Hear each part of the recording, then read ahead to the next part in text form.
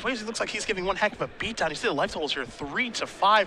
We're going to see if we can get a good look at this board state here so we can update you guys on exactly what's going on as we're enjoying this one in progress. You see a Scavenging Ooze is going to be placed onto the stack there. You've got Desecration Demon, that is a 10-10. The 4 counters on that one. You've got one that's a 7-7. Ooze is going to be removing a Blood Baron from the graveyard, so that's going to get a die on it in just a moment. That's going to be ticking up. There's also a Life Vein Zombie and a Grey Merchant out there. Swasey's life total is on the incline. It went from 3 to 4. Looked like it's going to go from 4 to 5. Braun-Duin, well, he's got a Blood Baron. And he's got some other things out there, obviously, as well. Of course, there are a bunch of lands, ultimate price on the top of his deck, but it looks like the Blood Baron was the most important thing he had on the table when we jumped into the game. Yeah, and Larry Swasey's really only way to stop this Blood Baron is with the Scavenging Ooze he has in play, and Brian has ultimate price on the top of his deck. He has a Temple Garden as well. There's a Temple of Malady. He says, I'm going to trigger this. I'm going to gain a little bit more life. Brian's top card is a Temple of Silence. Temple of Silence is going to go from the top to the bottom. Take a look now. There's a Godless Shrine. So Braun-Duin's up to 6. Swasey's at 5. We mentioned the ultimate price. And now you see Brian trying to figure out what can I do to get myself out of the situation. Again, Swasey's playing Black-Green Devotion.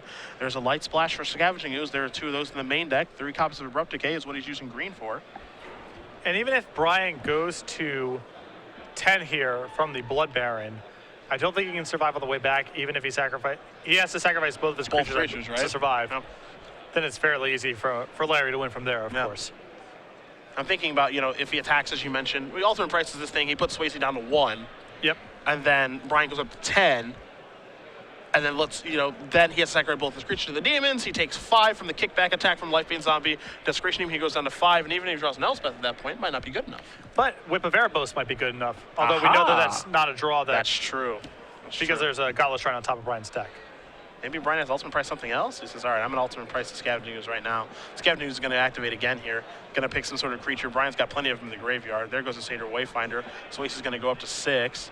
To the bin that goes. Blood Baron gets to attack, that's for sure. So Brian's going to go up to 10. Swasey's going to go down to 2. And Brian just has 1 card in his hand, but unfortunately for him, it's just a land. So all you can do is pass the turn back and hope that maybe Swasey outthinks himself.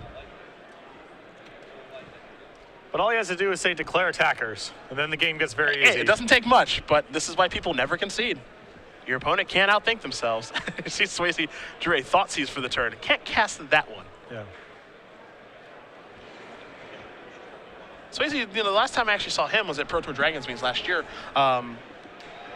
He just outside of the top 25 at that Pro Tour. He ended up having to play against Tom Martell in the last round. Martell had no reason to concede the match, ended up beating Swasey in a really close 3-game set. Swasey ended up in, somewhere between 28th to 32nd place, something like that, just outside of the top 25. And of course, at the Pro Tour, top 25 gets you another qualification, so he hasn't been back since. But he does win this match over Brian Braun-Duin, who's going to show him a Temple Garden, his last card in his hand. So he shows the Thoughtseize, and Black-Green Devotion moves on to 4-0. And this is the type of matchup I'm sure Brian actually hoped to play against in the tournament. He's got a lot of really powerful tools against it. Again, can largely ignore Abrupt Decay, but still picks up a loss. And that shows the power of Black Devotion or Black-Green Devotion, in which, this is probably a deck that Brian wants to play against, and it can still beat you. Yeah, no, for sure. And while Brian's deck is a little bit, I guess, I don't know how soft it is ultimately to Desecration Demon. There are some draws it's not that well suited to play against. I mean, of course, you have a lot of Knuckleheads to sacrifice. You have Elspeth and some other answers, but Fast Demon's pretty rough on a deck that's trying to get all of it set up. Oh, it looks like that was game number 2. Excuse us. So looks like we're heading to game number 3 in just a moment. So more Magic. Sweet. You know what I love? More Magic. More Magic. That means BBD will be on the play here. So looks like we'll be underway in just a moment. That means we can take a look at sideboards really quickly. You've got Brian's in front of you. I imagine his sideboard's kind of like what we saw last match against Dave Shields. Yeah, he's got 2 Golgari Charms and Obsidat, 3 copies of Blood Baron, 2 Sin Collectors, 2 copies of Palkranos, 2 Ultimate Price, 3 Bioblades. I think you're going to see the Bioblades come in, again, just an answer to Pack Rat. But especially Sin Collector Blood Baron. I think that package is going to be really good here. It's going to be hard for Larry to answer a Blood Baron even under ideal circumstances, and Sin Collector makes that even more problematic, taking the 1 Devour Flesh that Larry theoretically has to answer a Blood Baron. 1 Scavenging Ooze, a Vraska the Unseen, 2 copies of Freakus Crew, 2 Golgari Charm, 2 Erebos God of the Dead, 4 Duress, 3 copies of Doomblade is Swasey's sideboard. We saw Scavenging Ooze in that game be pretty important. I imagine the third one's going to come in here. The other options, actually quite a few. not entirely sure how he'd want a sideboard. Doomblade not great against Brian's deck. Vraska's just okay. Farika's Crew's just okay. Charm actually isn't all that great. Erebos doesn't seem like it's that great, and then Duress is kind of whatever as well. So I think the easiest place to start is just that one Scavenging Ooze, which is very good against the old reanimation strategy. I think Duresses are better than they're above whatever. I think that against Brian's list, his deck it really needs to get his spells or planeswalkers to really get much of a ball rolling. So I wouldn't be surprised if those came in for Larry as well. Okay.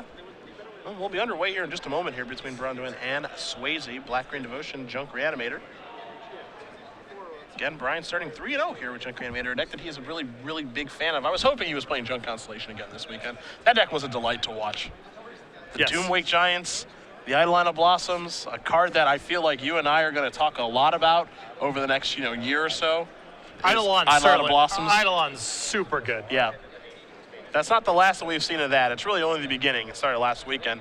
It made a huge imprint at the Pro Tour, and I only imagine that it's going to continue as the months move along and more pieces are added to that puzzle. It is good in Constellation decks, and it's good in Nykthos decks, so I think there's a lot of different directions you can go with that card. Constellation's a pretty exciting mechanic, too. It wasn't something that really impressed me all that much when I just saw it. It's just kind of whatever. Yeah, draw a card, great stuff. But actually watching in action, it was fun. Yeah. And it seems quite powerful, too. Especially in Abrupt Decay world. That's another card that gets so much better when the removal spell of choice is Abrupt Decay. Yeah. Both players are going to take a look at their opening 7. And Braun-Duin is going to be on the play here. It looks like he's already decided to keep his hand. We'll see what Swasey decides in just a moment here. Looks like he may be happy. Maybe not. Gonna send it back. So Junk Reanimator will keep the opening hand. Swasey will send back for 6 cards in just a moment. We'll see what he's able to find. But we do appreciate you guys joining us here this weekend in round number 4 of 10 of our standard opens. Cedric Phillips, Patrick Sullivan in Providence, Rhode Island. We gotta find something else good to eat.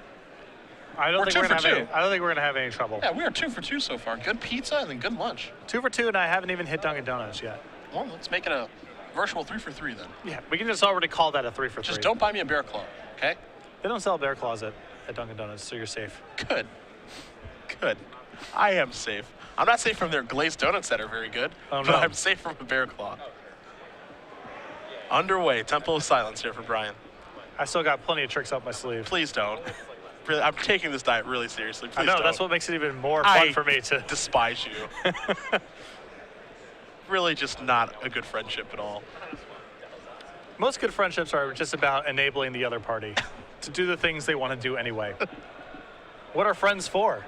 I don't even really want to eat donuts. No, I know, but you do. But you're forcing me to do something I don't even really want to do.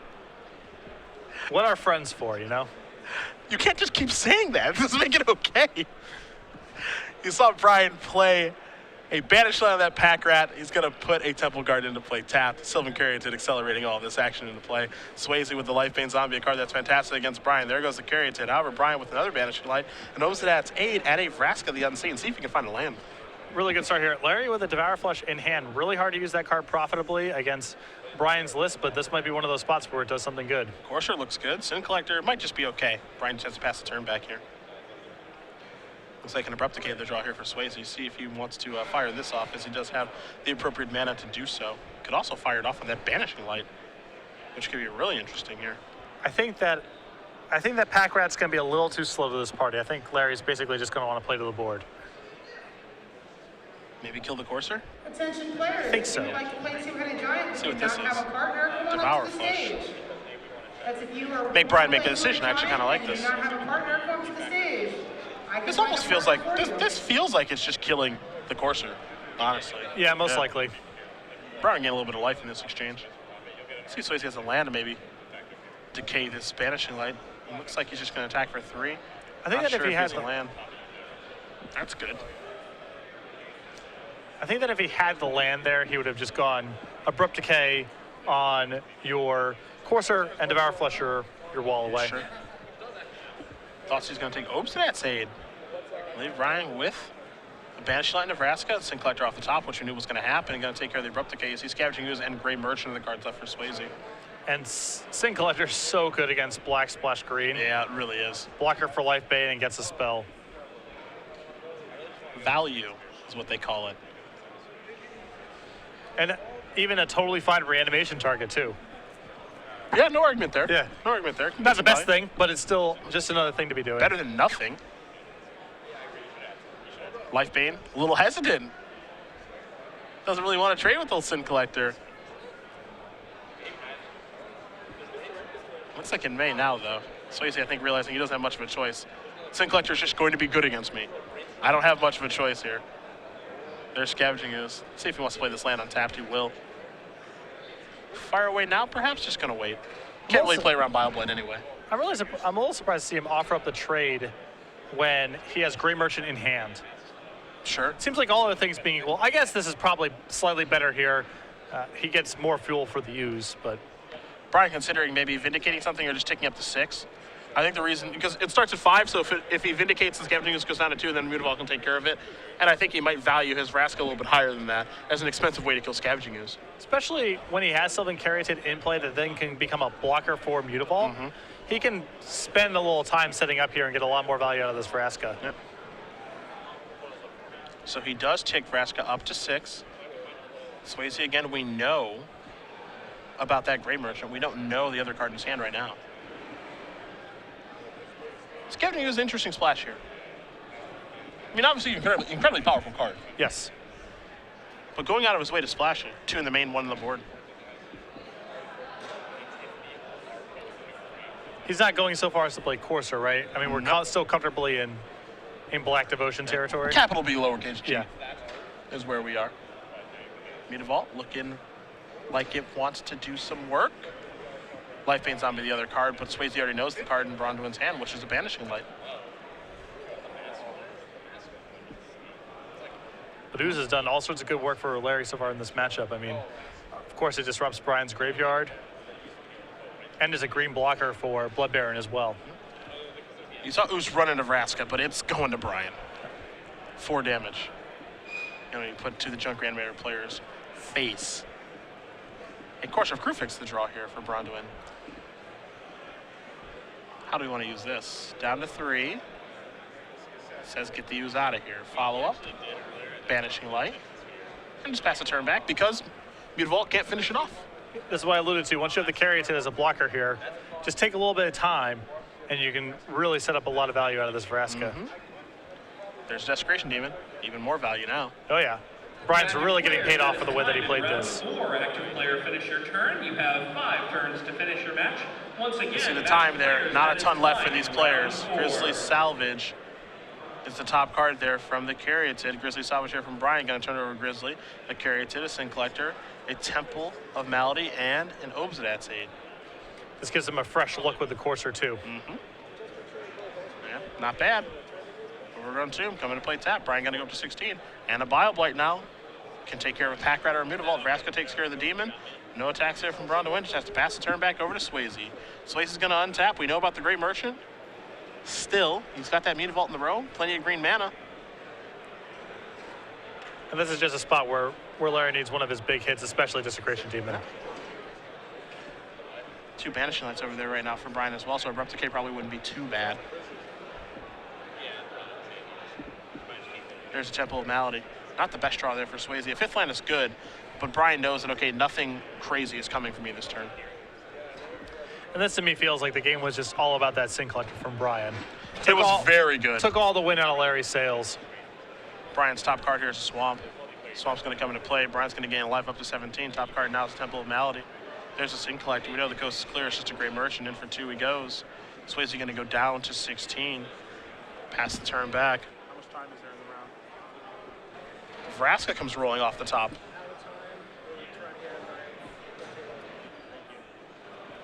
Vraska takes up to 6. Top card going to go to the bottom. This is turn number 4. Ultimate Price is the top card here for Braun-Duin. And there's a Great Merchant, which is Swasey's going to show him. So it looks like we might be ending up in a draw here, my friend. Yeah, and it's one of those spots where it's also not clear who's really winning the game, too. Yeah, no, there's a lot of back and forth Yeah. still to be had here. It's just a matter of, it looked like game 2 took a little while because it got complicated. Even when we cut into the game, updating you guys on the board was a little bit complicated. Right.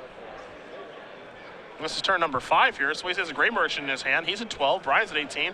You see Brian stop card. I mean, he's got a little bit of a courser advantage, but Swasey has a Vindicate in the form of Vraska if he wants to take care of the courser. You know, so I mean, this is truthfully like it feels like anyone's game at this point.